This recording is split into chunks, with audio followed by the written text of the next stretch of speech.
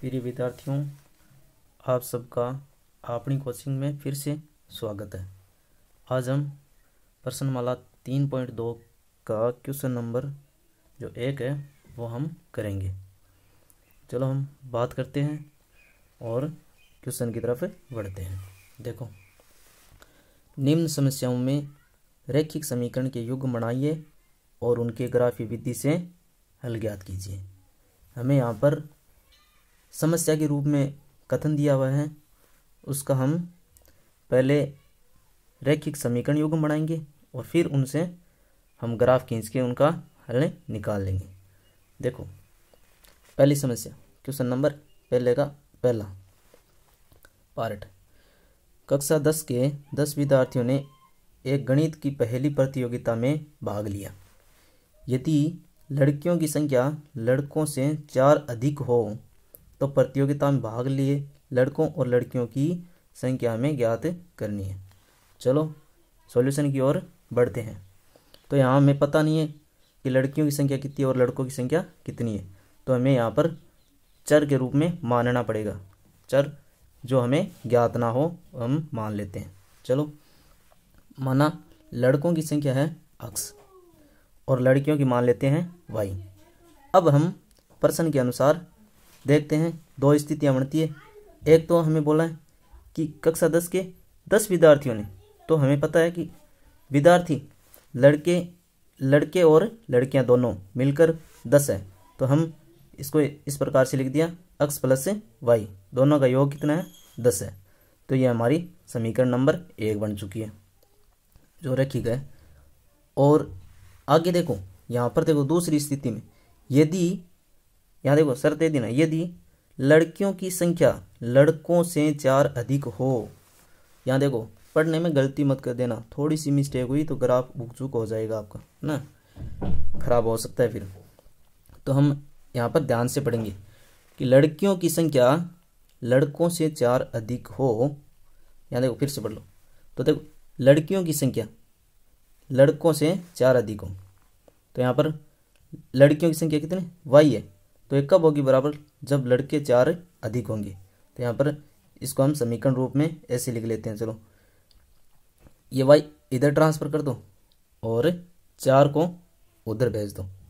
तो यहाँ पर देखो, यहाँ x था और ये y इधर आने पर माइनस का हो गया, और ये 4 है, ये इधर चले जाने पर माइनस का 4 हो गया। ये समीकरण नंबर 2 दे दो। तो ये दोनों समीकरण रैखिक है और जोड़े में है, तो हम इसे बोल सकते हैं रैखिक युग्म में।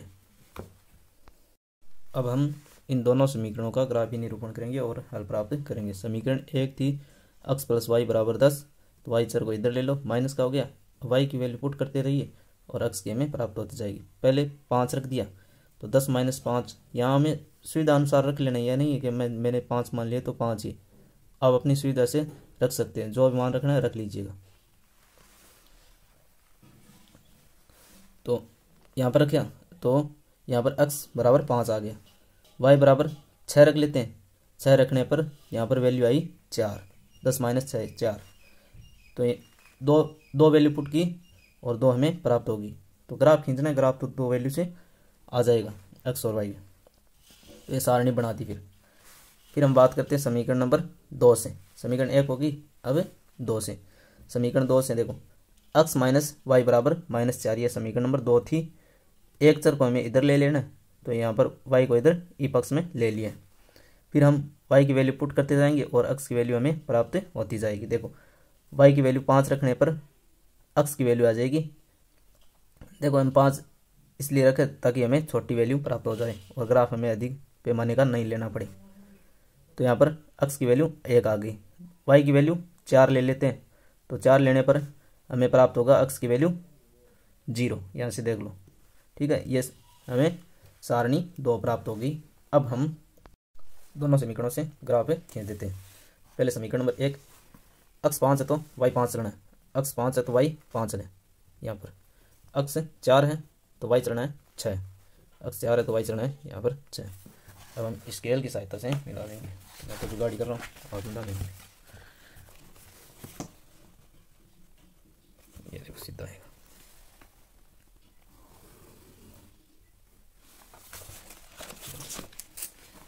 अब समीकरण नंबर 2, समीकरण नंबर 2 में अक्स 1 तो वाई चलना है 5 यहाँ पर, अक्स 0 है तो वाई चलना है 4 यहाँ पर। अब हम इन दोनों बिंदुओं को भी मिला देते हैं स्केल की सहायता से। तो ये लो,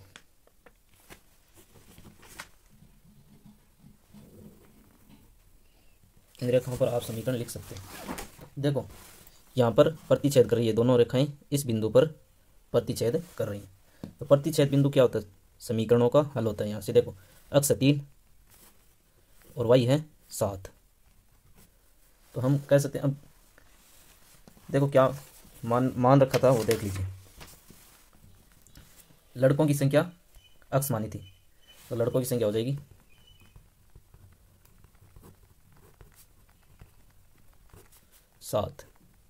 3 अक्स है ना, और लड़कियों की संख्या ये हो जाएगी 7। यहाँ देख लो 7 4 अधिक है लड़कों से लड़कियाँ। ये हमारा ग्राफ इस प्रकार से खींच दिया। चलो ठीक है, चलो अब बात करते हैं हम क्वेश्चन नंबर 1 की समस्या नंबर 2। 5 पेंसिल और 7 कलम का टोटल मूल्य 50 रुपये दे रखा है, और जबकि 7 पेंसिल और 5 कलमों का मूल्य 46 रुपये दे रखा है। हमें ज्ञात करना है एक पेंसिल और एक कलम का मूल्य।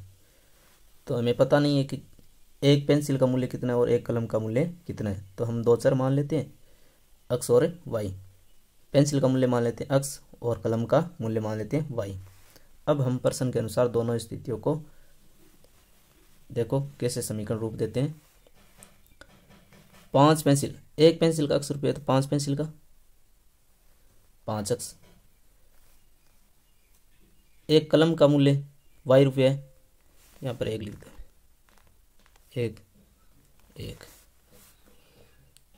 एक कलम का मूल्य वाई रुपये है, तो 7 का 7 वाई।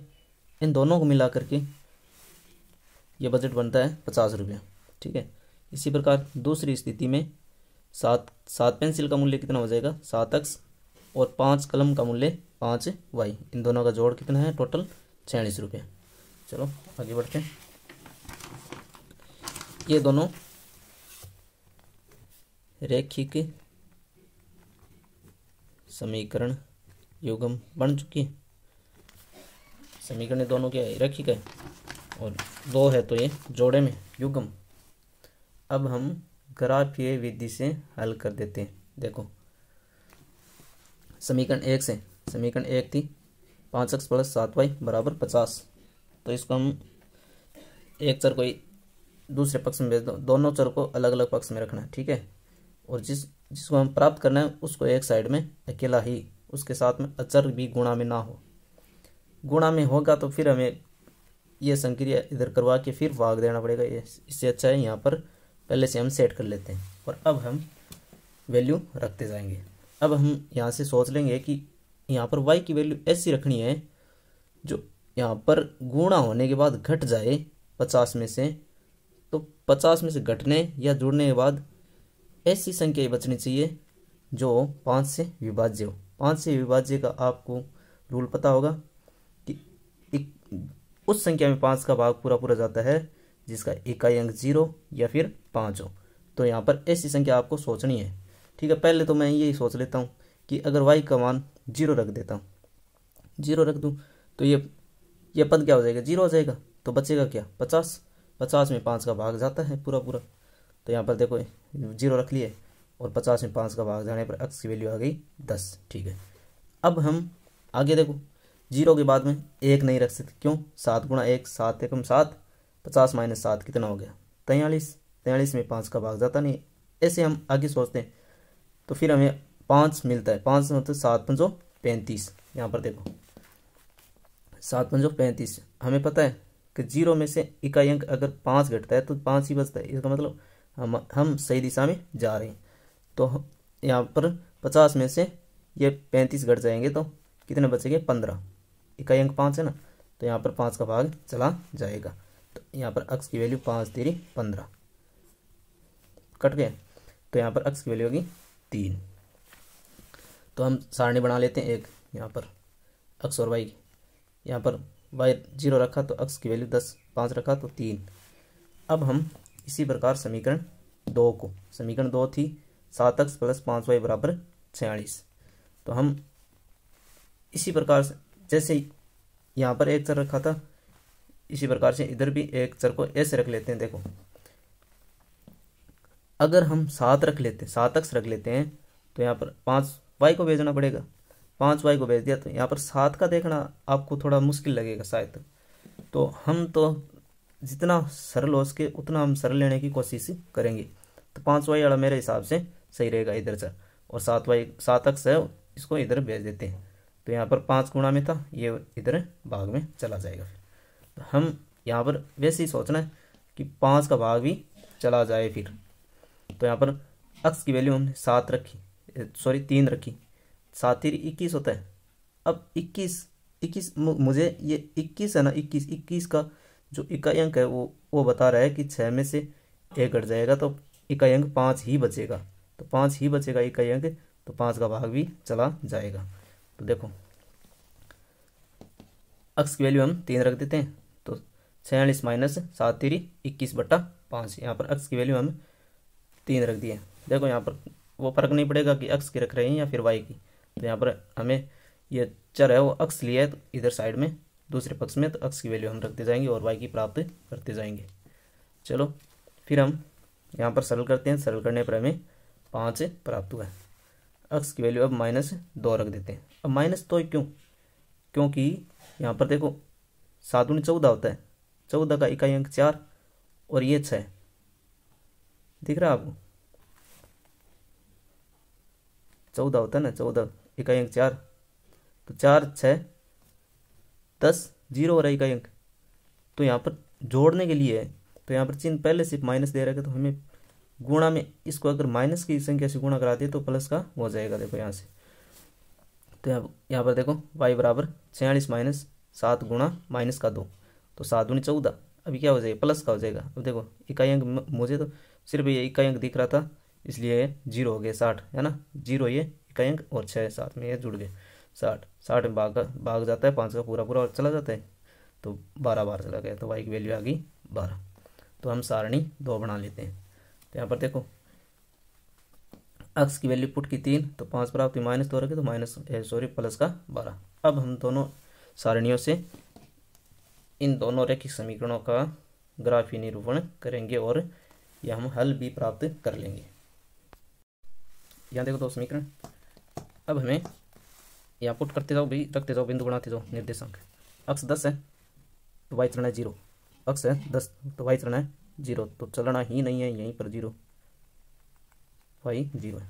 थोड़ा सा मैंने थोड़ा सा अंदाज सही नहीं लगाया था, आप इधर बना ले थोड़ा, ठीक है। अब x 3 चलो तो y चलना है हमें 5, ये लो जी 5 चल लिए। अब हम स्केल की सहायता से इन दोनों बिंदुओं को मिला लेते हैं।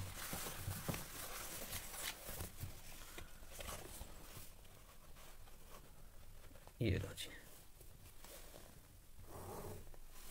ठीक है। इसी प्रकार हम सारणी 2 के निर्देशांक भी हम ग्राफ में दर्शा देते हैं। x की वैल्यू 3 तो y चलना है 5, ये चले यहाँ पर, ये हो गया। इस रेखीय समीकरण का भी बिंदु है और इसका भी है, तो यही हल होगा, सीधी सी बात है। अब x चलना -2, विश्वास नहीं होता मिला देते हैं, -2 और y चलना है 12, y चलना है 12 10 10 11 और ये हो गया 12। फिर से देख लो, -2 यहाँ चला है 12, इसी में ये बिंदु हो जाएगा। अब हम इन दोनों बिंदुओं को मिला देते हैं। देखो कैसे मिलाएंगे, देखो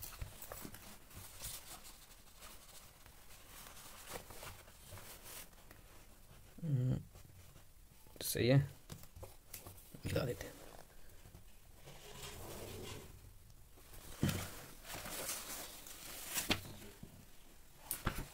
तो अब जो प्रतिच्छेद कर रहे हैं दोनों रेखाओं का, यही एक बिंदु है जो अबेनिस टाइप कॉमन बोल सकते हैं। तो यही हल हो जाएगा इन दोनों समीकरणों का। कितना भी x 3 और y है 5। अब हम ये कह सकते हैं, यहाँ पर देख लो भाई, एक्स और वाई कौन सा मानिए, ये भी ध्यान रखना आप। पेंसिल मानिए एक्स, तो पेंसिल कितने हो, पेंसिल का मूल्य, पेंसिल मूल्य 3 रुपया, और पेन बोल दो, कलम बोल दो, पेन का मूल्य हो जाएगा यहाँ पर वाई कितना, 5 रुपये पर पेन। ठीक है, ये हो गया आपका ग्राफीय निरूपण इसका। ठीक है दोस्तों।